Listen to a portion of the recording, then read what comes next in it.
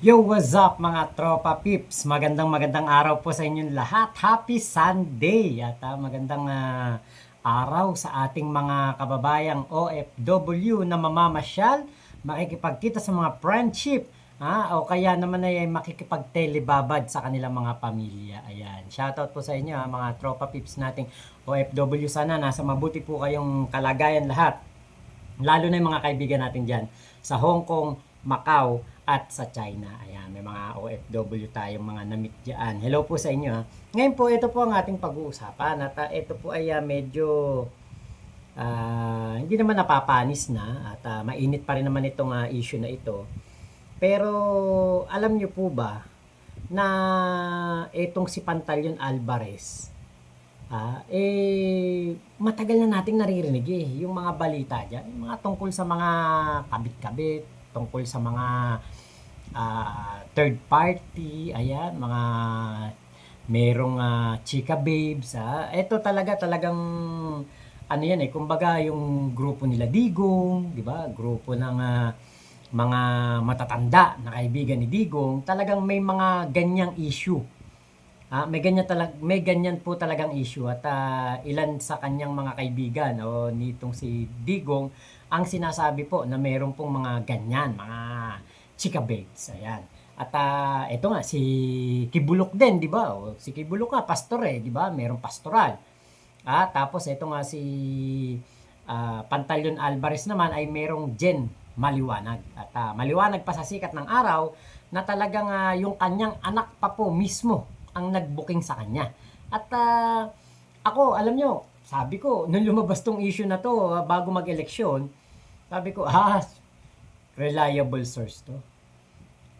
Anak na yung nagsalita di ba? Hindi natin alam kung ano ang dahilan ng anak para i-booking ang kanyang ama.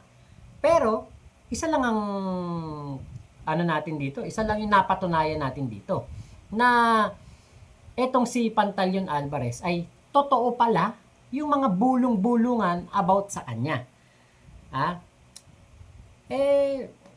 Alam nyo, si Digong, konsentidor to At pinagtanggol pa nga nito si Pantaleon Alvarez sa issue. Ngayon, ito po yung video ng anak ni Pantaleon Alvarez na kung saan ay booking na booking po talagang detalyado at tingin ko meron pong dapat investigahan dito ang Kongreso o hindi man ay ang Senado dahil po pera po ng taong bayan ang pinag-uusapan dito, budget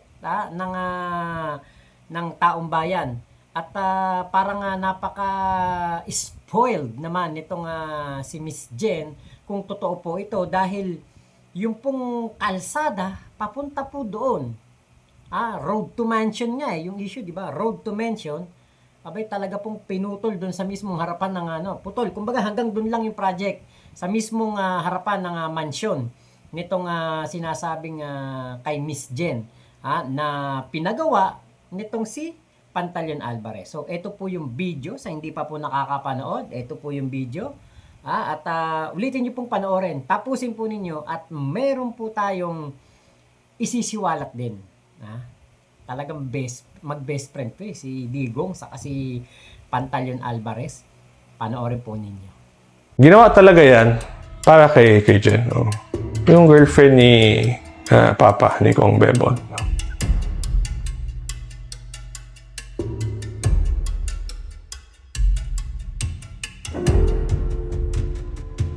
Ako po si Alfonso Alvarez, pinakapanganay na anak na lalaki ni Congressman Bebot Alvarez at ang naging District Chief of Staff niya mula 2019 hanggang early 2024. Actually, yung road to my mansion, medyo isang bagay na nakakahiyang aminin, di ba, na totoo. Pero andyan na nga, no? Pinagawa niya ng mansion si Jen Maliwanag, yung girlfriend niya, dito sa Botanical, no? Ang nagpagawa nun, si Kong. Naka-acquire siya ng parang 20 hectares na property dito. Tapos doon niya pinatuyo yung mansion ni Jen. Malaki yan It's a 20 hectare property and yung mansion is sitting on top of a hill. no? Na before ka umabot doon sa mansion, di ba, gikan sa gate, no? Murag na pa'y zigzag road, murag kang mo to Baguio City ba? Oh, hindi kaya ng ordinaryong tao siguro kasi materialis puertes yung mansion eh. Lahat ng mga class A na magandang kahoy, mga materialis. Alam ko nga, malaki pa ni Jen noon na yung bintana daw parang imported pa eh. Galing sa somewhere, sa Thailand pa yun or kalimutan ko, basta imported. Kasi I think 20 hectares yun, tapos yung buong 20 hectares na yun, na palibutan ng concrete perimeter wall. Medyo magastos sigurong ipapaderan mo yung 20 hectares. May kalsada pa, pinakoncrete mula sa baba, sa highway, paakyat dito sa mansion mismo. Pero, alam ko, pera ng government yung ginamit pa, yung mula sa baba paakyat doon sa bahay niya. Sinabihan niya yung contractor na idiretso na doon sa bahay niya yung kalsada. Yung road to my mansion, totoo yan. Kasi nagpagawa naman talaga, makita naman natin ng kalsada mula sa highway, papunta doon sa gate mansion. Pagkatapos sa gate sa mansion, naputol. Talagang ginawa yung kalsada na yon para doon sa pinatayo niyang mansion kay Jen. Basta ang sa akin lang, no, yung road to my mansion na yan, kami magkakapatid, pamilya namin, wala kaming kinalaman dyan. Na kami, no, ako, mga kapatid ko, may kanya-kanya kaming tirahan. Yung road to my mansion na yan, ginawa talaga yan para kay Jen. Yung girlfriend ni Papa, ni Kong Bebo. Yan din yung question na mystery na kahit ako hindi ko alam. Sa pagkakaalam ko, no, wala naman siyang malaking negosyo na kaya siguro magpatayo ng ganyang kalaking propiedad or mansion. Pero yung property dyan, no, total nasabit na nga lang din naman pati yung mga pangalan namin. Wala po kaming kinalaman dyan, hindi po kami nakatira dyan, at never po kaming tumira dyan. Meron po kaming mga sarili-sariling bahay na inuwian. Yun nga po yung nakapagtaka eh. Alam ko, wala naman talaga siyang negosyo si Papa sa kanya. Hindi ko rin alam kung paano siya nakapagpatayo ng ganyan. Hindi ko alam, honestly, kung paano nakapagpatayo si Kong ng ganyang klaseng mansion. Dahil sa pagkakaalam ko, wala naman siyang ganyang kalaking negosyo. Ako, hindi kasi ako familiar sa kung ano yung mga properties niya. No? Pero alam ko, madami siyang napundar sa Siargao. Mga beaches, ganyan. Iba pa nga siguro, may isla pa nga siguro. Siyang nabili doon. No? Basta, kahit sa Siargao naman, alam ng mga tao na madami siyang na-acquire na property doon. Alam ko, sa Samal meron din pati sa Davao City. Yung sa may parang bundok, yung parang sa Shrine, sa Shrine Hills. May na-acquire, lalo ng mga na-acquire niya during speaker. Abot ang bilyon, no? Most likely. Pero yun lang, di ba, nakapangalan sa mga dami mga corporation, dami corporation. Sa pagkakaalam ko. Pero ang alam ko, yung ibang property niya, parang pinapapangalan na ata niya kay Jen.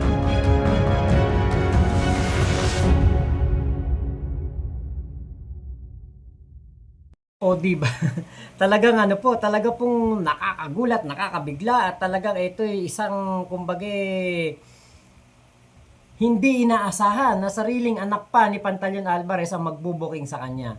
Nakita na natin ang away ng pamilya Binay na kung saan kahit sa loob ng simbahan nag-aanuan sila, nagtatalo, 'di ba? Si Junjun saka sino ba 'yun? Si Abby, 'di ba? Kumbaga nakita na natin yung mga away pamilya sa mga politiko, mga political family, 'di ba? Nakita na natin 'yan. Pero hindi pangkaraniwan itong sa issue ni Pantaleon Alvarez dahil nga po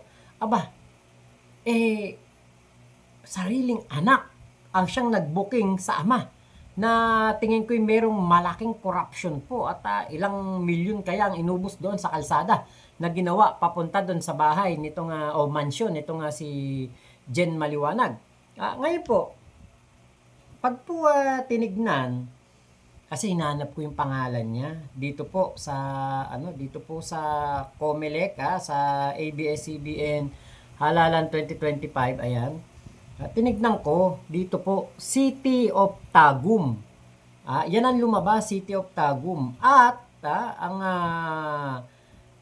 nung tignan ko po, nung makita ko yung pangalan ni Jen Maliwanag, ayan.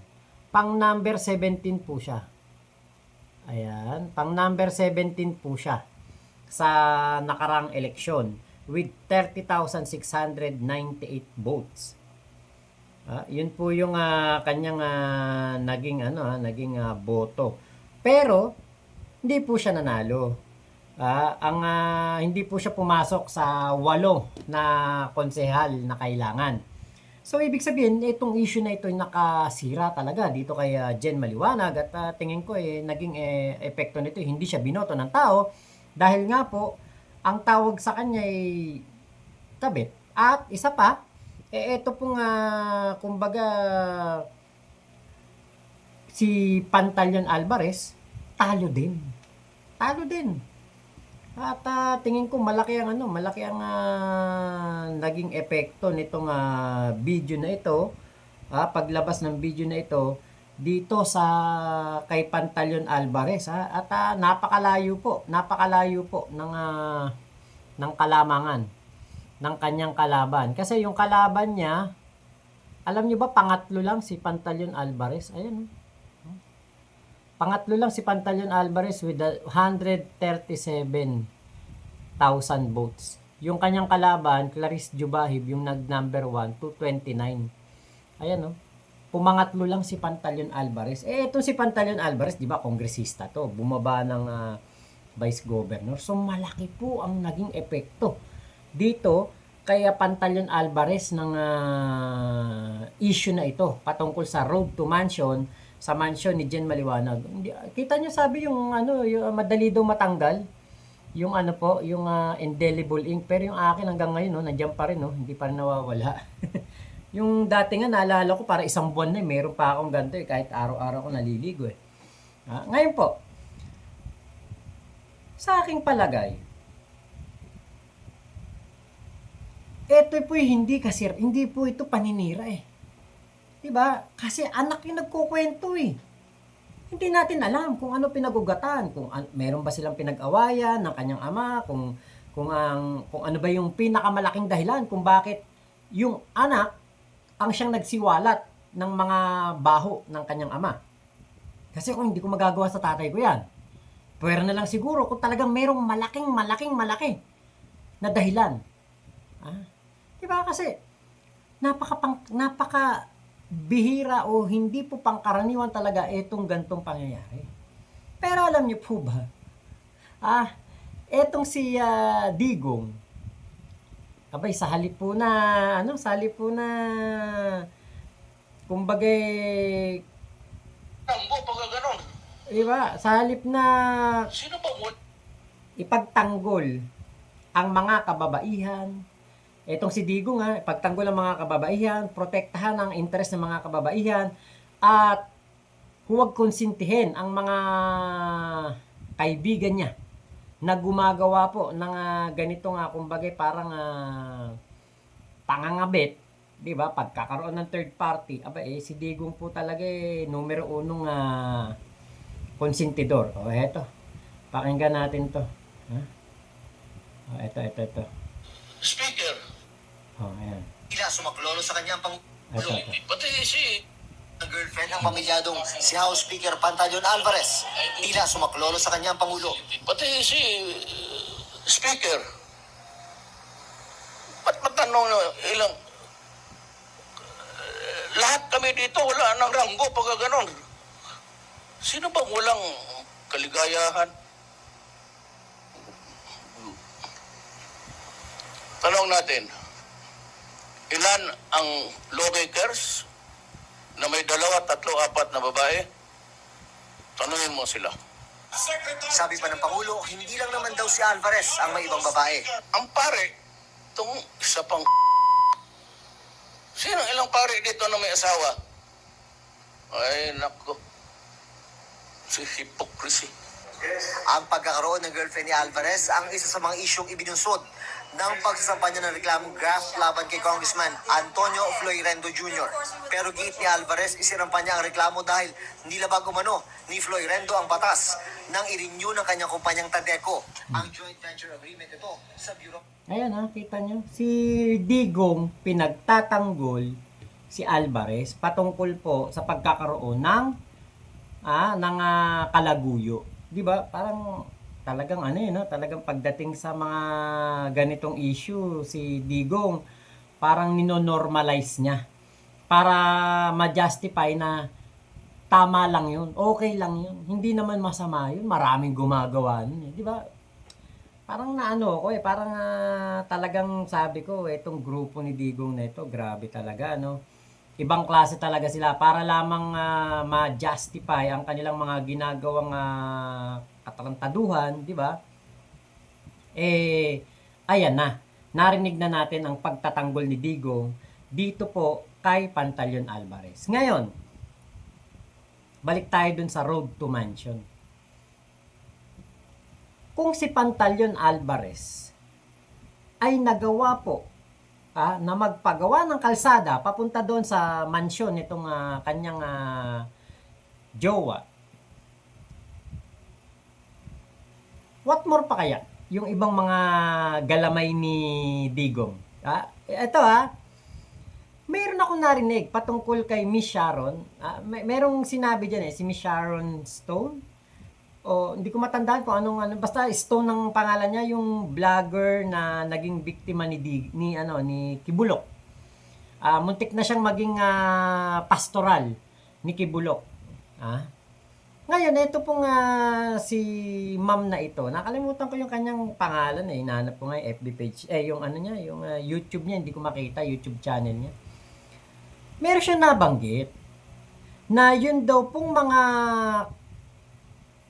materyales doon sa KOJC ay galing daw po kay Digong. Hindi ako sure kung ganun yung kwento pero parang ganoon na yung mga materyales daw po doon kinukwento nung si Miss Stone na yon na yun daw po ay galing sa gobyerno. So, parang naisip ko, kung si Pantaleon Alvarez na isang House Speaker noong kapanahon na yun at kumbaga ito talaga kongresista, matagal na tong kongresista. Doon sa lugar nila talagang ito kumbaga kumbaga kilalang kilala na nakapagpagawa ng ganon kahabang kalsada, napapaderan ang mansyon, tapos ito merong isang pastor na kaibigan si Digong na meron ding ganung mga alegasyon. Abay, ilan pa kaya sa mga tropa ni Digong ang gumawa po ng mga ganitong bagay?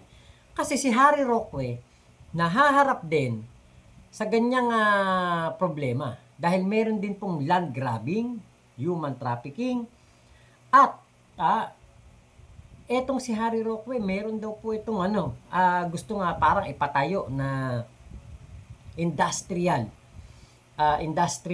subdivision. Imagine niyo po kung gaano kalalaking pera ang pinag-uusapan. 'Di ba?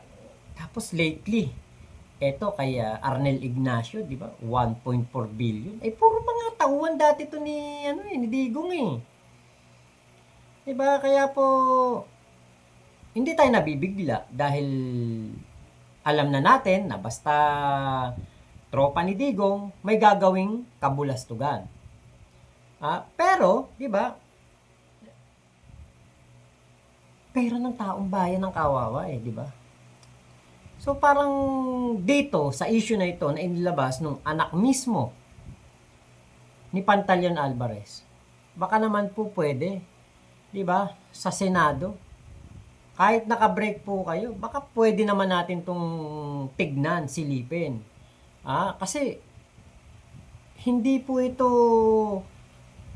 masasabing fake news dahil anak ni Pantaleon Alvarez ang mismong nagsalita. Kaya nga, sabi ko, teka, paano yan?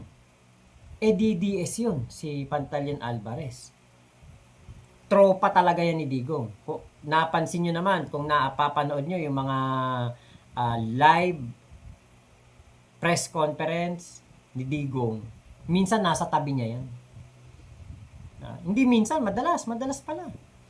At kahit nga yung patungkol sa issue ng paghiwalay ng yung hihiwalay daw po ang Mindanao sa Pilipinas, sa Luzon at sa Visayas region, di ba? Galing po yan kay Pantaleon Alvarez. Sa usapan nila yan, sa live nila. Di ba? Parang, ito yung mga issue na dapat pag-usapan. Ito yung mga issue na dapat investigahan. At silipin talaga kasi po, yung road to mention na yun, kapritsyo yun eh. Diba? Kapritsyo. Inispoiled yung jowa. Para nga naman hindi lubak-lubak ang kalsada na dadaanan nitong si Konsehala. Ngayon, mas marami pong mga Pilipino ang nakakaranas ng lubak-lubak na kalsada. Ang hindi po mapagawaan ng kanilang mga LGU o ng kanilang mga regional DPWH dahil kulang ang budget. Tapos malalaman natin, may mga ganitong issue kay Pantaleon Alvarez. Diba? Kaya sa Senado, medyo gising-gising po. Baka haba naman na ng inyong pamamahinga, ng inyong break. Diba? Baka pwede pong itong isang issue na ito, mapansin naman ninyo. Kung hindi man, sa Kongreso. Kasi kongresista po ninyo ang involved. Anak po ang nagsiwalat. Ipatawag niyo yung anak. Pagpaliwanagin niyo, anong dahilan? May katotohanan ba ito? May mga ebidensya ba siya na hawak? Kasi po, pera ng taong bayan na nakasalalay. At nakakalungkot po, na kapag po sa mga ganitong jowa, nagagawa ng paraan. Diba? Kayang sungkitin ng langit at ang buwan at ang bituin. Mapasaya lamang si Konsehala. Pero para po sa mga constituent, sigurado ko, marami pong mga lugar dyan sa lugar ni Congressman Pantaleon Alvarez. Ang naliligo sa putek ang ating mga kababayan dyan kapag tag-ulan. O yung mga mag-aaral naman, hirap na hirap makapasok dahil yung kanilang kalsadang dinadaanan kung hindi man binabaha, putik na putik, o kaya wala pong kapag umulan yung kanilang tatawiring ilog hanggang dibdib. Rumaragasapay tubig. 'Di ba? Yung sanang pera na yon na pinapagawa para doon sa kay jowa, kay Konsehala, pwedeng mapagawa ng tulay para sa ating mga kababayan, sa constituents ni Pantaleon Alvarez, pwedeng mapagawaan ng ibang kalsada, ibang parte ng lugar na talagang mayroong mga farmers na mga makikinabang, hindi yung isang tao lamang. Nakakalungkot po itong mga ganitong balita at lalo pa, anak pa ang nagsisiwala. Kaya ako'y naniniwala na mayroon tong katotohanan. At sana nga po, maimbestigahan to ng mga kinauukulan. So, yun lamang po. Maraming salamat sa pagsama nyo sa aking vlog na ito. Ingat po kayo. Nasaan mang panig kayo ng mundo, Momo Chup Chup, love you, love you. God bless us all, Pilipinas. God first. Mapapasana all ka na lang talaga no?